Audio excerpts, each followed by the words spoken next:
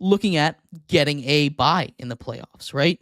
Right now, the first seed in the AL belongs to the Yankees, who 78 wins right now is doable. The Guardians have 76 wins. The Royals have 75. The Twins have 72. This is within striking distance for these teams to get that first round bye, get away from those wild card matchups.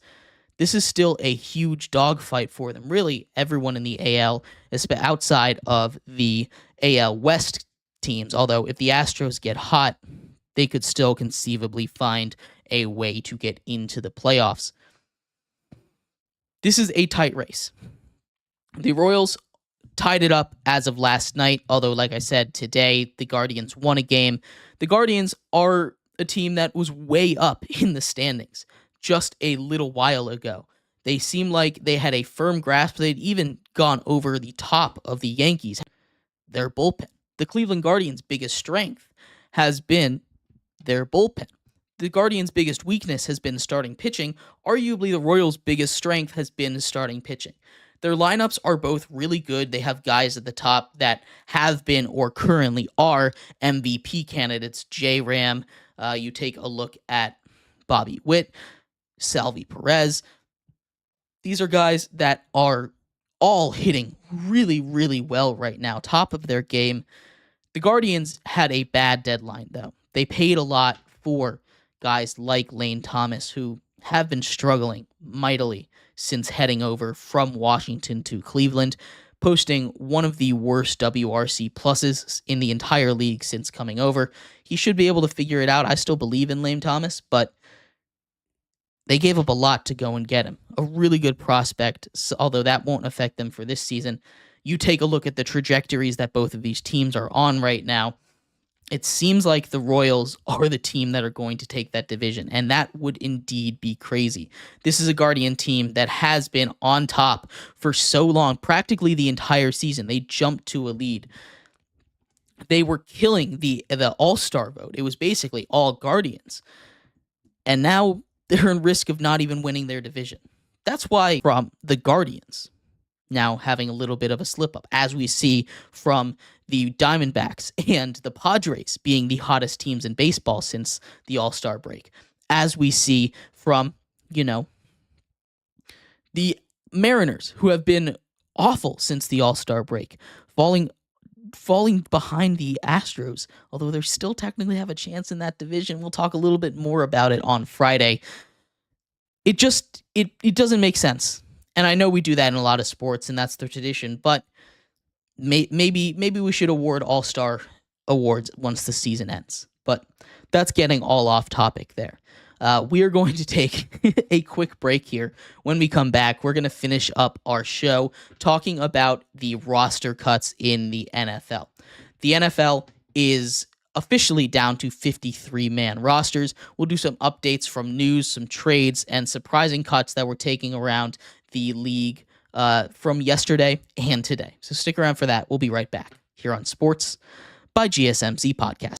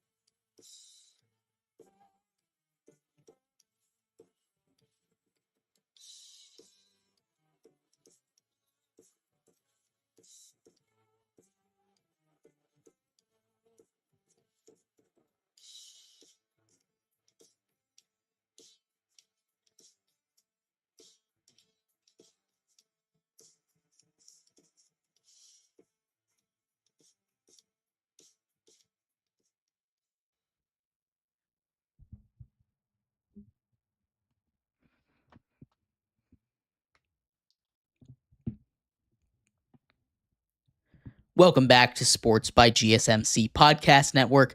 I'm your host, Jeremy Lapidus. If you are just tuning in, we just finished going over the AL Central race and really a bunch of stuff around baseball, as that race specifically is heating up. A couple more teams are on the brink of elimination right now as it stands. Just the Chicago White Sox are eliminated. As it should be. They're still on pace for the worst season in the history of baseball. So that's another thing to keep an eye on, and we'll do a whole roundup on Friday when we do our MLB power rankings. But in this segment, we are going to finish up our show talking about a bunch of roster moves that happened from yesterday and today around the world of the NFL. Roster cuts were due at 4 p.m. yesterday. We had a couple of guys that got cut, found new homes. We'll talk about them, as well as one massive trade that took place yesterday. But before we get into that, remember, if you would like to be an even bigger part of the show than you already are, all you need to do is go to GSMCPodcast.net. Or if you are on YouTube, you can use that super chat feature. If you do either of those two things, a message should pop up on the bottom of the screen for you, me, and everybody else around the world to see. If you do have a burning question about sports, anything at all that you would like to ask, go and throw that in the comments, throw it in the chat. I appreciate anything you guys do have to say. Appreciate you sticking around, talking some sports with me here on a beautiful Wednesday afternoon. But like I was saying, in this segment, we're going to finish off our show talking a little bit about the NFL cuts that are going on or have already happened. There were a couple of surprising moves that took place. And we'll start off with a trade that I just didn't see coming. The Rams sending Ernest Jones to the Titans for not much. Ernest Jones had 145 tackles last year, leading the team. Rams defense that really is very strong at the linebacker core. 4.5 sacks. That's a season high for him. They proved that by trading away Malik Willis, who was the previous quarterback they drafted. They didn't spend too much on him, a third-round pick in a famously weak quarterback draft class. They trade him over to Green Bay. He makes the 53-man roster. He obviously showed enough in it's not spring training, in preseason football to prove that he does have a chance to be an NFL quarterback. The legs, the mobility, he threw a touchdown. He looked a little more accurate than he did when he was starting a couple games for the Titans. Malik Willis, that is. So we'll see if that success does continue. There were a lot of other surprising moves as far as cuts going on around the league. Starting off in the quarterback camp, we had Desmond Ridder getting cut. Started a lot of games for the Falcons last year. They weren't always the greatest. He was cut from Arizona, just re-signed to the practice squad. And a lot of these cuts are guys that teams expect to be able to sign back to the practice squad. Guys like Martavis Bryant, guys like Desmond Ridder.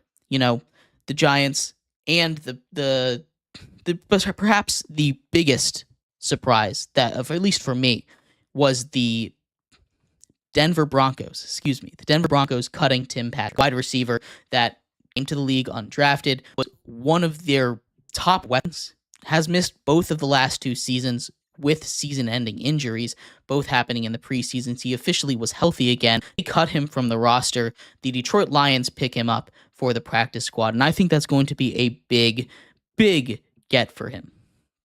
That was the biggest surprise for me when we take a look at all of these cuts that happened to get these rosters down to 53. And again, a lot of these guys have been picked up since. Kadarius Toney also cut from the Chiefs. He's a guy that they traded a lot for. He's a guy that drafted in the first round. And Ayuk's situation still has not been resolved. We are 8 days out from the NFL kickoff. 8 days, like 2.5 hours out. Just over a week. And we still have no idea what team he's going to be on. He hasn't practiced. Neither him or Jamar Chase are practicing. That's a whole nother thing in itself. It seems as if they're getting ready to be, out on the Brandon Ayuk situation. And it really is a shame, because Brandon Ayuk and the 49ers have a really good thing going. It's not easy to mesh well with the team with that much talent and still have a very successful season. But we're going to do a much deeper dive into those wide receivers tomorrow. We'll also have some NCAA predictions as week 1 of the college football season officially kicks off tomorrow. We have some big games, including North Dakota State University, very good FCS school, taking on Coach Prime in Colorado. That should be one of the headlining games, as well as my school JMU kicks off this weekend. We'll do some college football predictions tomorrow, as well as the tight end and quarterback fantasy football. Fantasy football guesses tomorrow. Before we head out, Anthony asks, what team do you think fits best for Brandon Ayuk in terms of capital in their scheme? I think it's the 49ers. It's hard to get a better fit than that, right? You're a Super Bowl contending team.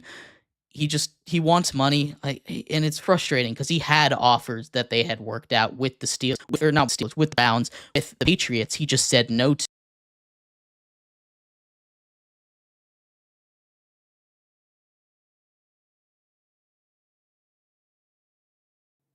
I wake up to a little bit of drool on my pillow, feel like it's gonna